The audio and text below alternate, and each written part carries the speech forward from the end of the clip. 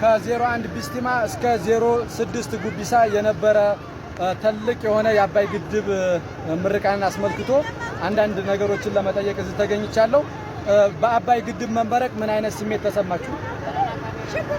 በአባይ ግድብ መመረቅ በጣም ደስ ብሎናል። ድሮ የአባቶቻችን አሁን ደግሞ አባያችን ተገድቧል። ደግሞ ወደፊት ወደ ቀይ ባህራችን ደስታችን ጋር አባይ በመገደቡ በጣም ደስ ብሎኛል ከሚገባ በላይ እና አሁንም ቢሆን በጣም ደስ ብሎኛል።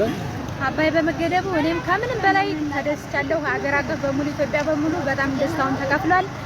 ለወደፊቱ ደግሞ ሀገራችንን ሰላም አድርጎ የሰላም የፍቅር የደስታ የስኬት ያርግልን ኢንሻአላህ። ለወደፊቱ ነዋሪ ሆነን ደግሞ ወደ ቀይ ባህር እናመሰግናለን። አባይ በመገደቡ በጣም ከሚገባው በላይ ደስታ ይሰማናል። ቀጣውን ደግሞ ወደ ቀይ ባህራችን ሆነን በደህና በሰላም በፍቅር በጤና ሀገራችን ሰላም ሆኖ ጉዟችን ወደ ቀይ ባህሩ እንደሆነ ለሁሉ በአንድነት ለመቆማችን በጣም ነው የማመሰግነው። ወራወራ ከዚህ ተዘረቃል ያርገን ማገኘት ጋር ደስታ ጋር የሞቱ ወንድሞቻችን በአባይ የተነሳ የሞቱት ወንድሞቻችን እህቶቻችን በየጋራው ሳይቀበሩ የቀሩት በጣም አይረሱም። አባይ የኛ በመሆኑ ተወኔ ከልብ ያመሰግናለሁ። ሀገራችን ልጆቻችን እያደጉ ቀጣይ ተውልዱ መሪው ሀገር ተረካቢው ለማደጋቸው እንግዲህ ለመረከባቸው በጣም ነው የማመሰግነው።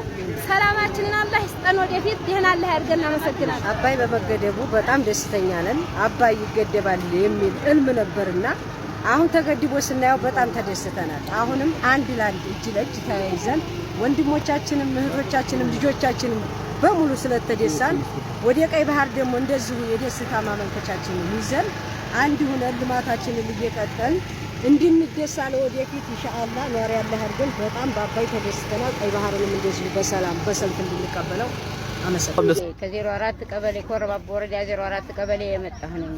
አሁን አባይ ግድብ መገደቡን በጣም ብሎ ደስ ብሎናል። እንኳን እኛ ህፃኖቹ ገና ቤት የቀሩት ደስ ብሏቸዋል። ስለዚህ አባይ ግድብ መገደቡ የሁላችንም መስዋዕትነት ስለሆነ ወደ ቀይ ባህር ጉዞ ለመሄድ እንፈልጋለን።